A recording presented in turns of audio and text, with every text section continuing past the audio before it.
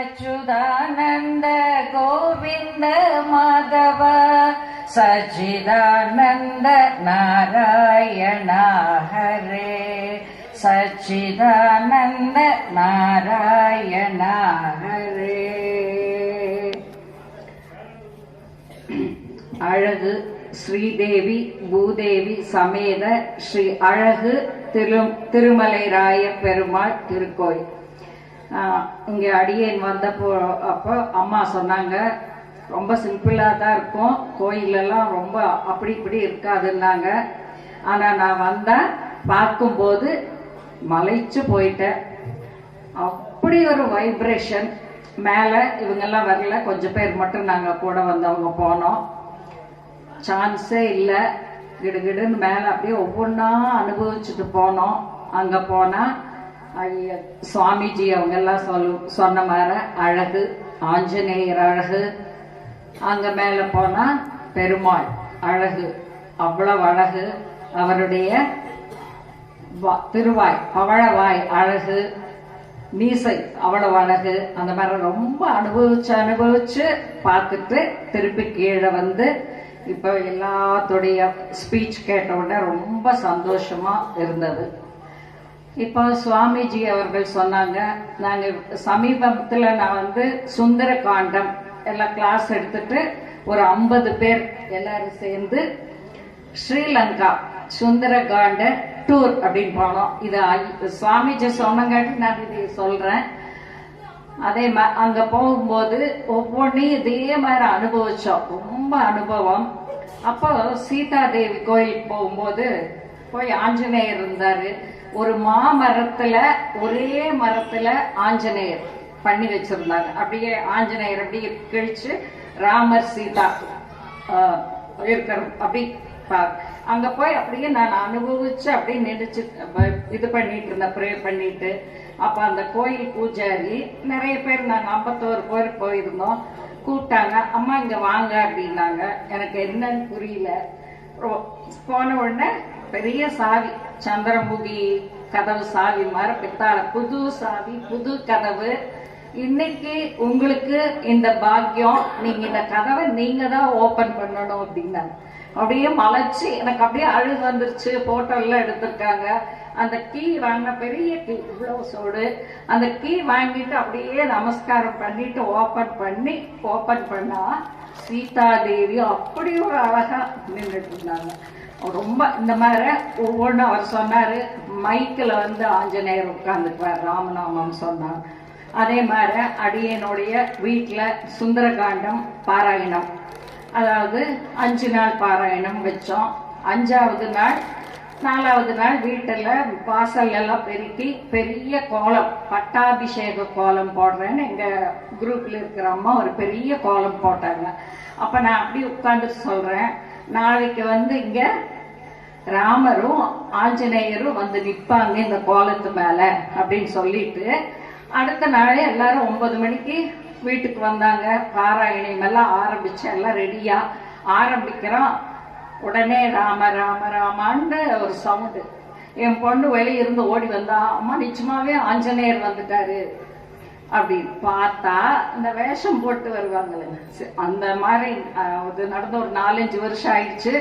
அன்னைக்கும் இன்னைக்கும் அந்த மாதிரி ரோட்ல யாரும் வந்ததே இல்லை.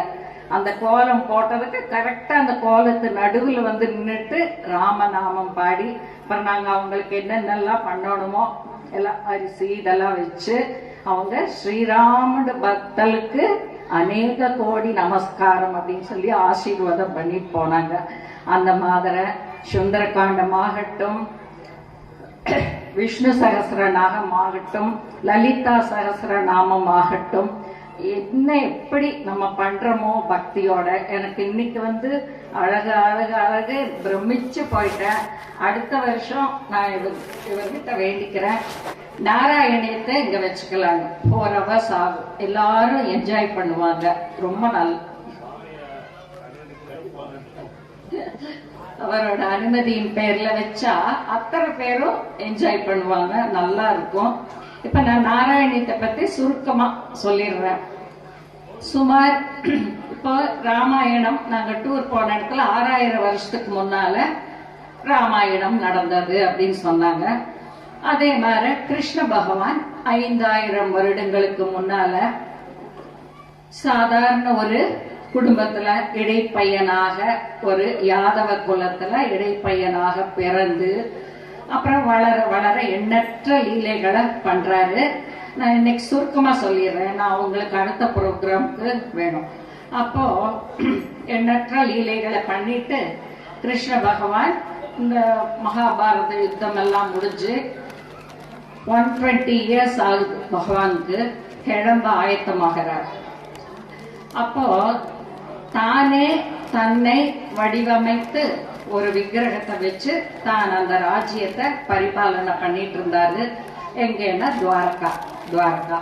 அப்படி அவரு கிளம்பப்போ அவருடைய சிஷ்யன் உத்தவர் கூப்பிட்டு அந்த விக்கிரகத்தை, உத்தவா நான் வந்து கிளம்ப ஆயத்தமாகிறேன், இந்த விக்கிரகத்தை நீ வச்சு வணங்கு கொடுக்கிறார். அப்போ உத்தவர், கிருஷ்ணா என்னை விட்டுட்டு நீ போறியே, நானும் உங்களோட வர்றேன் அப்படின்னு. இல்ல, உன்னுடைய ஆயுட்காலம் வரை நீ இதை வச்சு வழிபாட்டு இந்த ராஜ்யத்தை பரிபாலனை செஞ்சு வா அப்படின்னு கொடுத்துட்டு அவர் கிளம்பிடுறார். அப்படி அந்த விக்கிரகத்தை அந்த துவாரகால வச்சுட்டு அந்த ராஜ்யத்தை பரிபாலனை செஞ்சு வரும்போது திடீர்னு ஒரு நாள் பிரளயம்னா அந்த பூமி முழுவதும் தண்ணிக்குள்ள போயிரும், ஒன்லி ஜலமயமா இருக்கும். அப்படி இருக்கும்போது அப்படி ஆகி போயிடுச்சு. உடனே அந்த காலத்துல தேவாதி தேவர்கள் எல்லாம் ஒரு இடத்துல இருந்து ஒரு இடத்துக்கு போகணும்னா தன்னுடைய யோக சக்தியால் நினைச்ச ஒரு இடத்துல இருந்து ஒரு இடத்துக்கு போயிருவாங்க. அந்த மாதிரி இருக்கிற காலத்துல அவங்க எல்லாம் மேல சஞ்சாரம், ஆகாயத்துல சஞ்சாரம் பண்ணிட்டு இருந்தாங்க தேவாதி தேவர்கள் எல்லாம். அப்போ அதுல வாயு பகவான் குரு பகவான் பாக்குறாரு, ஏதோ ஒரு பொருள் அந்த பிரளய ஜலத்துல மிதந்து வருது, நம்ம போய் அது என்னன்னு பாக்கலான்ட்டு கீழே வர்றாங்க. அப்ப கீழே வரும்போது பார்த்துட்டு, அப்பா நம்ம கிருஷ்ண பகவான் தானே தன்னை ஒரு உருவாக செய்து வழிபட்ட கிருஷ்ண விக்கிரகம் கையில் எடுத்துட்டு திருப்பியும் மேல போறாங்க. மேல போய் அப்படி இப்ப இந்த விக்கிரகத்தை நம்ம எங்க பிரதிஷ்டை பண்றது அப்படின்னு யோசனை பண்ணிட்டு இருக்கும்போது ஒரு கேரள எல்லை வந்த உடனே ஒரு யோக சக்தியானது சட்டார்னு அவங்கள கீழே இறக்கிட்டு அப்போ வாயு பகவான் குரு பகவான் பேசிக்கிறாங்க, இந்த இடத்துல நம்ம இந்த விக்கிரகத்தை பிரதிஷ்டை பண்ணலாம் அப்படின்னு சொல்லிட்டு பிரதிஷ்டை பண்றாங்க. அப்போ குரு பகவானும் வாயு பகவானும் சேர்ந்து பிரதிஷ்டை பண்ணினதுனால இன்று வரை குரு வாயூர் என்று அந்த ஊர் புகழ் பெற்றது.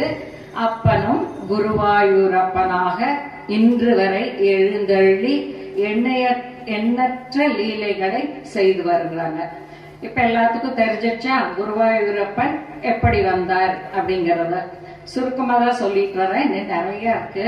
அப்போ அங்க எழுந்தள்ளி பண்ணதுக்கு அப்புறம் அந்த குருவாயூர்ல பிஷா ரெட்டி அப்படிங்கிற ஒரு வித்வான் தினம் காலையில எந்திரிப்பாரு, வீட்டுல காலை கடன்கள் முடிச்சுட்டு அப்படியே போய் அந்த நாராயண சரசு, நாராயண பிந்து அப்படிங்கிற அந்த குளம், அன்றைக்கும் இன்றைக்கும் அதே குளம்தான்.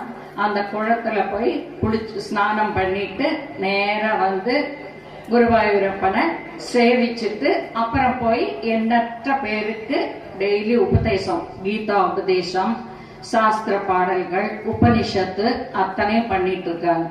அப்படி இருக்கும்போது ஒரு நாள் அதே மாதிரி வர்றாரு ஒரு பையன், 15 வயசு, அந்த மரத்துக்கடியில உட்கார்ந்துட்டு இருக்கான். அப்ப இவர் பாக்குறாரு, இந்த பையன் ஏதோ புதுசா இருக்கு, யாருன்னு கேட்கலான்னு போயிட்டு, நீ யாரப்பா, என்ன, எங்கிருந்து வந்தேன்னு கேட்கும்போது, என் பெயர் நாராயணன், நான் வந்து ஏழூருக்கு அந்த பக்கம் இருந்து வந்தேன், ஊரு பெயரெல்லாம் சொல்ல மாட்டான், நான் வந்து ஒழுங்கா படிக்கிறது இல்ல, ஸ்கூலுக்கு போறது இல்ல, எங்க அம்மா அப்பா அடிச்சுட்டாங்க, அதனால நான் திரும்பி போற மாதிரி இல்லைன்னு சொல்லுது. சரி வா எங்கூடன்ட்டு கூட்டிட்டு போய் அந்த நாராயணிய பிந்து சரஸ்ல ஸ்நானம் பண்ண வச்சு நேரா குருவாயூரப்பனை வந்து சேவிச்சுட்டு, சரி வா நீ ஒன்னும் சொல்ல மாட்டேங்கிற, என் வீட்டோட இருந்துக்கோன்னு கூட்டிட்டு போறேன். அப்படி போயிட்டு டெய்லி இந்த ஸ்நானம் எல்லாம் கும்பிட்டு முடிச்சுட்டு அந்த ஃபர்ஸ்ட் நாராயணனுக்கு உபதேசம் வீட்லயே எல்லா சாஸ்திர பாடல்களையும் உபதேசம் பண்ணி 15 வயதுல வந்த பையன் 24 வயது ஆகுது, 24 இயர்ஸ். அப்போ அந்த பிஷாரெட்டிக்கு ஒரே ஒரு பொண்ணு, தன் பொண்ணையே அந்த பையனுக்கு கல்யாணம் பண்ணி, நாராயணனுக்கு கல்யாணம் பண்ணி தன் வீட்டோட மாப்பிள்ளையா வச்சுட்டாரு. அதுக்கப்புறம் நாராயணனும் ஒரு பக்கம் உபன்யாசம் பண்ண போவாங்க, இவர் ஒரு பக்கம். இந்த மாதிரி இருந்து கொண்டிருக்கும் காலத்தில் ஷடார்னு ஒரு நாள் பிஷாரெட்டிக்கு வாத நோய், அதாவது பெராலிசஸ் அப்படிம்பாங்க, அந்த நோய் பிடிச்சு கை கால் எந்த இயக்கம் இல்லாம சேர்ந்துடுறாரு, அதாவது பெட்ல. அப்போ உடனே இவருக்கு ஒரே व्यसனம், தன் மாமனாரும் ஆகிறார், தன் குருவும் ஆகிறார். உடனே குருவாயூரப்பன் கிட்ட போய் நின்றுட்டு வேண்டாரு, குருவாயூரப்பா எனக்கு மாமனாரும் ஆகிறார், குருவும் ஆகிறார், அவருடைய ரோகத்தை எனக்கு கொடுத்துட்டு அவரை நல்லா பண்ணு வேண்டாரு. அப்ப குருவாயூரப்பன் அப்பெல்லாம் பேசுறார் அவரோட, அப்படியெல்லாம் மாற்றப்படாது, அவரவர் கர்மாவை அவரவர் அனுபவிக்கணும் அப்படிங்கிறார். கெஞ்சி கூத்தாடி வீட்டுக்கு வந்து சேர்ந்துடுறார். அப்போ திடீர்னு பார்த்தா ஒரு 10 நாள் கழிச்சு அந்த அவருக்கு ரோகம் எல்லாம் நல்லாயி அந்த ரோகம் நாராயணனை பீடித்துக் கொள்கிறது. உடனே இவர் வீட்டுல இவர் முடங்கிடுறாரு, அவர் நல்லா ஆயிடுறாரு. அப்ப வேண்டிக்கிறார், குருவாயூரப்பா இப்ப என்னுடைய ரோகம் போறதுக்கு நான் என்ன செய்யறது அப்படின்னு. அதுக்கு உடனே அப்படின்னு படுத்துறார். அடுத்த நாள் காலையில வெடிகாத்தால நாராயணனுடைய ஒரு சிஷ்யன் எழுத்தப்பன் அப்படின்னு பேரு ஓடிவர், சுவாமி வெடிகாச்சாரி வாக்கு மச்சத்தை நாவில் தொட்டு உண்ணவும் அப்படின்னு வந்தது, என்னன்னு தெரியல அப்படின்னு சொல்றாங்க. அப்போ இவர் நாராயணன், மச்சம்னா மீன், நம்மளும் உயர்ந்த நம்பூதிரி குலம், எப்படி மீனை கொண்டு போய் நம்ம நாக்குல வைக்கிறதுன்ட்டு யோசனை பண்ணும்போது சட்டார்னு ஒரு ஞானமானது, ஓ மச்சாவதாரத்தை கொண்டு தன் லீலைகளை எழுதுமாறு பகவான் குருவாயூரப்பன் படிச்சிட்டார். உடனே 4 சிஷ்யங்களை கூப்பிட்டு என்னை எடுத்துட்டு போய் அந்த குளத்துல ஸ்நானம் பண்ண விட்டு அங்க கொண்டு போய் உட்கார வைங்க அப்படிங்கிறார். உடனே 4 சிஷ்யர் தூக்கிட்டு போய் நாராயணனை ஸ்நானம் பண்ண வச்சு தென்னையில உட்கார வைக்கிறாரு. தென்னையில இந்த பக்கம் இன்னைக்கும் குருவாயூரப்பன் கோயில் என்டர் ஆன உடனே லெப்ட் சைட்ல அந்த பீடம் இந்த நாராயணிய இயற்றிய இடம்னு இருக்கும், அங்க கொண்டு போய் உட்கார வைக்கிறாங்க. ஃபர்ஸ்ட் நாள் அது 1587 வருடம் செப்டம்பர் மாதம் 5ஆம் தேதி, சரியா? இன்னைக்கு கழிச்சா 433 வருஷம் ஆச்சு இந்த நாராயணத்துக்கு. அங்க உட்கார வச்ச உடனே குருவாயூரப்பன் கூட பேசுறார், குருவாயூரப்பா பாகவத லீலைகள் பாகவத கதைகள் என்னை இன்று நீ எழுதுமாறு பணிச்சிட்ட, இன்று தொட்டு 100 நாட்கள் 100 தசகம் வீதம், தினம் ஒரு தசகம் 100 நாட்கள் நான் நாராயணியம் இயற்ற போறேன். அப்படி நான் இயற்றோம்னா நீ ஒவ்வொரு தசகம் முடிஞ்சு சரியா குருவாயூரப்பா நான் கேட்பேன், நீ தலையசைக்கணும், கையசைச்சு ஆமோதிச்சின்னா அடுத்த நாள் நான் சாச்சுக்கிறேன் அப்படின்ட்டு தலைய சாச்சுக்குவார். அப்ப இவருக்கு தெரியும், உடனே இவருக்கு சந்தோஷம். இன்னைக்கும் அந்த ஐதீகத்துல அந்த நாராயணிய பட்டத்திரி நாராயணி மேற்றியும் இடத்துல நம்ம போய் நின்னா நம்ம அப்பனை பாக்குறோமோ இல்லையோ குருவாயூரப்பன் நம்மளை பார்த்துக்குவார். நாங்க எல்லாம் கொண்டு போனா அந்த புக்கு வச்சு கும்பிட்டுட்டு தான் உள்ள போவோம். அப்ப உடனே அடுத்தது எப்படி ஆரம்பிக்கிறதுன்னு தெரியல, குருவாயூரப்பா நீயே ஆரம்பிச்சு கூட அப்படின்னு கேட்பார். உடனே குருவாயூரப்பன் 3 தடவை சாந்திர சாந்திர சாந்திர அப்படிங்கிறார். உடனே இவருக்கு நாராயணனுக்கு சந்தோஷம் தாங்க முடியல, ஆனந்தம் ஆனந்தம் ஆனந்தம் அப்படின்னு சொல்றார். உடனே அவர் எடுத்து கொடுத்த சாந்திர, இவர் சொன்ன ஆனந்தம் சேர்த்து சாந்திரானந்தாவபோதாத்மகம் அனுப்பமிதம் காலதேசாவதிவ்யாம் அப்படின்னு ஃபர்ஸ்ட் பாட்டு ஆரம்பிக்கிறார். உடனே 10 பாட்டு முடிஞ்சு ஒவ்வொரு 10 பாட்டு கடைசியில குருவாயூரப்பா என்னுடைய ரோகத்தை எல்லாம் போக்குவாயாக போக்குவாயாகன்னு பாடுறார். உடனே 10 பாட்டு முடிஞ்ச உடனே கொண்டு போய் படுக்க வச்சிருவாரு. இப்படியே ஒவ்வொரு நாளும் நடுவுல அவர் தலையசைக்கல கையசைச்சு ஆமோதிக்கலன்னா ஓன்னு அழுவார்.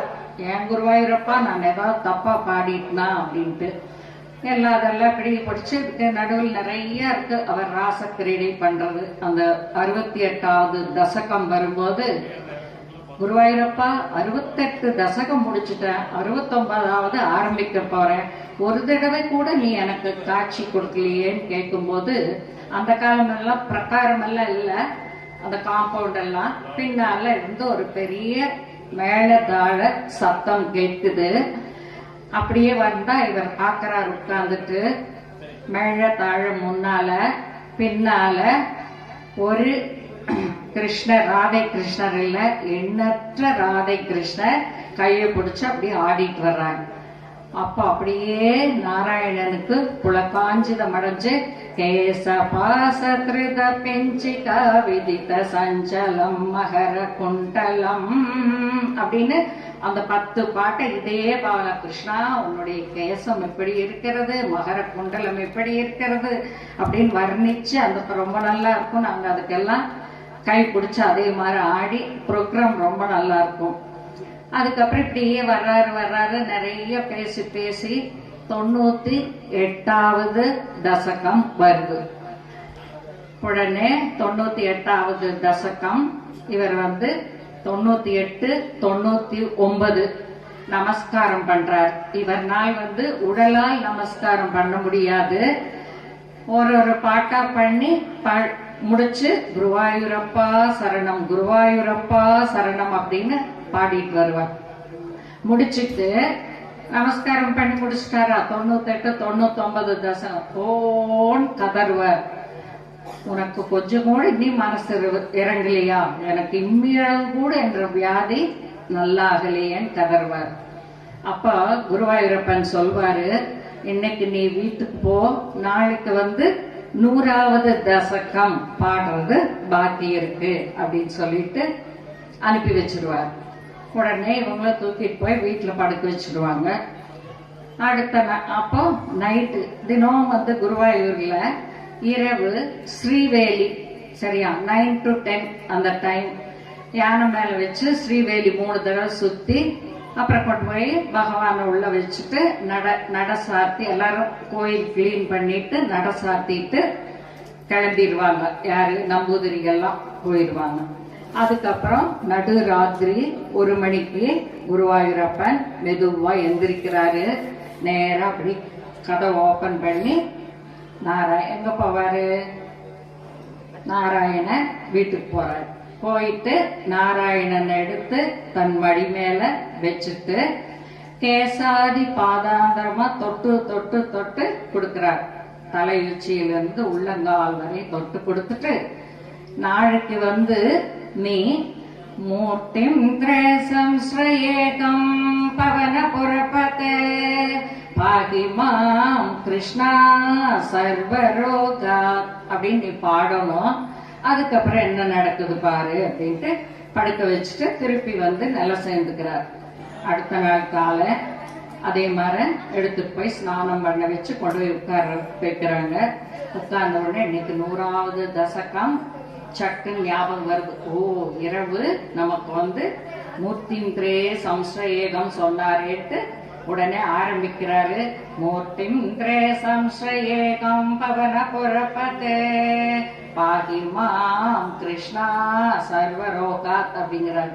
அப்படின்ன உடனே திடீர்னு பார்த்தா குருவாயூரப்பன் பின்னால ஒரு மிகப்பெரிய ஒளிவட்டம் தெரிகிறது.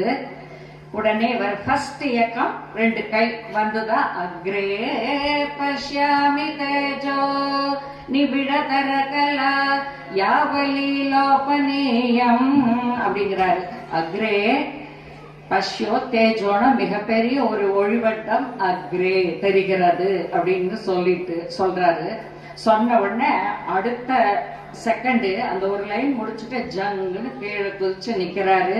குருவாயூரப்பனை பாக்குறாரு. பார்த்துட்டு அப்படியே அவர் எப்படி போய் கேசாதி பாதங்கரமா தொட்டு தொட்டு கொடுத்தாரோ அதே இதுல ஃபுல்லா அப்படி வர்ணனை 100 பாட்டு 100வது தசகம் முடிக்கிறார். எல்லாம் ஆயுள் ஆறு. அப்போ அந்த குருவாயூரப்பா உன்னுடைய கேசம் இப்படி இருக்கிறது, பாலம், நெற்றி, நேத்திரம், இப்படி ஒவ்வொன்னா வர்ணிச்சுங்கும் போது இவருக்கு அந்த வியாதி பட்டு பட்டு பட்டுன்னு போயிட்டு அவரை இயற்றும் போது நாராயணன் 27 வயசு. அதுக்கப்புறம் 106 வயது நன்றாக திருடகாத்திரமாக இருந்து எண்ணற்ற பேருக்கு எல்லா சாஸ்திர பாடங்கள், உபனிஷத்து, கீதை எல்லாம் எடுத்து தன்னுடைய 106வது வயதில் இயற்கை மரணம் அடைந்தார். அதனால ஆயுள், ஆரோக்கியம், ஐஸ்வர்யம், குடு குடு குடுன்ட்டே 100 தசகம் பாடுறது. கடைசியில் அந்த 10 பாட்டு முடிக்கும் போது இனி எனக்கு நிறைய சொல்லணும். அப்போ இவர் சொல்றாரு, குருவாயூரப்பன் அப்பதான் அந்த பூர்த்தி ஆன உடனே நாராயணா, நாராயணன் என்பவரால் நாராயணனை பற்றி பாடியதால் இந்த கிரந்தத்திற்கு நாராயணியம் என்று பெயராகட்டும். அப்போ இன்னைக்கு நீ இங்க உட்கார்ந்து இயற்றன பாத்தியா, அந்த மண்டபம் நாராயண பட்டத்ரி மண்டபம் என்று இன்னைக்கு வரைக்கும் அதே பேர் தான், பட்டத்ரி மண்டபம். அங்கதான் சந்தனம் எல்லாம் அரைச்சிட்டு இருப்பாங்க அந்த மாதிரி. அப்போ என்னன்னா நாராயணியம் பாட பாட the essence of Narayaneeyam is presence of Guruvayurappan. எங்களுக்கு எண்ணற்ற லீலைகள் நடத்தி கொடுத்துறோம். ஒவ்வொரு வருஷம் நாங்க செப்டம்பர் 5ஆம் தேதி தினம் ஒரு தசகம் அவர் பாடுற மாதிரியே எல்லாரும் நெய் விளக்கு வச்சு பாடிட்டு 100வது நாள் எல்லாரும் 11 நெய் தீபம் ஏற்றி அவங்கவுங்க வீட்டுல பாடிட்டு அதுக்கப்புறம் நான் 10 நாள்ல 3 பஸ் 4 பஸ் கூட்டிட்டு போவோம். அங்க போனா ஒவ்வொரு வருஷம் ஒரு அதிசயம், ஏதோ ஒரு லீலை நடக்கும். அப்படி ஒரு தடவை நாங்க போகும்போது என் பொண்ணு கேட்கிறா, உனக்கு இந்த வருஷம் என்ன லீலை நடக்கும்? ஏதோ ஒண்ணு அவர் நடத்தி கொடுப்பார் கண்டிப்பாக அப்படின்னு போனா போய் இப்படி என்டர் ஆகிறோம். தாமல் ராமகிருஷ்ணன் எதுக்காக வர்றாரு. வந்த உடனே அவர் நலம் பெறும் நாராயணியும் பேசிட்டு இருக்காரு. உடனே நாங்க எல்லாரும் போயிட்டு அம்மா வந்துட்டாங்கன்னு குடிச்சிட்டாங்க. அவர் நான் அப்படி போறவே எதுக்கு இப்படி வந்தேன்னு தெரியல, வழி அப்படி போயிடணும்னா எதுக்கு இப்படி வந்தேன்னு அப்பா உங்களை பாக்கறதுக்கு தானான்ட்டு அங்க 2வது கம்பத்துக்கிட்ட நின்னா ஹோல் குருவாயூர்ல அத்தனை பேரும் அங்க வந்துட்டாங்க. ஒரு பிரசங்கம் நடத்தினார். ஒரு 10 நிமிஷம் ஆனது 1 மணி நேரம் ஆயிடுச்சு. அவ்வளவு நல்லா அவனுக்கு முன்னால் நாங்கெல்லாம் மனப்பாடம் எல்லாம் பாடி அப்படி ஆசீர்வாதம் பண்ணி அப்புறம் அவரை பிடிச்சி ஒரு ப்ரோக்ராம் நடத்தணும். நாராயணியம் நிறைவு. நான் சுமார் 1000 நாராயணியம் பண்ணியாச்சு. அதுக்கோசரம் ஒரு இது பண்ணணும்னு அவரை இன்வைட் பண்ணி பத்மாவதி கல்யாண மண்டபம் கோயம்புத்தூர் அங்க அவர் நடத்தி கொடுத்தார். ஒரு மார்னிங் டு ஈவினிங் நடத்தி ரொம்ப இன்னைக்கும் அவர் எங்க போனாலும் கோயம்புத்தூர்ல சுகந்தா வரதராஜன் அவங்களாட்ட பண்ணி நான் நாராயணியை பார்க்கவே இல்லைங்கன்னு அந்த ஒரு பெருமை. அப்புறம் எனக்கு ஏஎம்ஆர் அவர்கள் என்னுடைய ஆஸ்தான குரு. அவர் தான் எனக்கு என்னை பத்தி புக்கில் எல்லாம் கூட எழுதியிருக்காரு. அந்த அளவுக்கு எனக்கு அவர் தான் எல்லாமே. ஏஎம்ஆர் ஐயா தான் இன்னைக்கு வரைக்கும். இப்ப ஸ்ரீலங்கா போயிட்டு போட்டோ, அம்மா போட்டோஸ் எல்லாம் கொடுங்க நான் புக்கில் போடுறேன் அப்படின்னு சொன்னாரு. அந்த அளவுக்கு.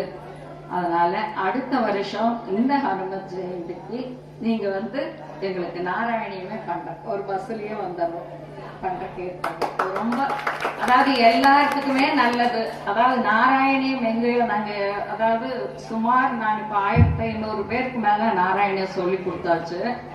ஒவ்வொரு வீட்டுல குழந்தை இல்லாதவங்க கிருஷ்ண ஜனனம்னு வரும். அப்போ நாராயணனுக்கு வெண்ணெய் கல்கண்டு ட்ரெஸ் வச்சு பூஜை பண்ணா 1 மாசம் 2 மாசத்துலயே அவங்க சொல்லுவாங்க, அக்கா விசேஷமாயிடுச்சு, கன்சீவ் ஆயிட்டா அப்படின்னு.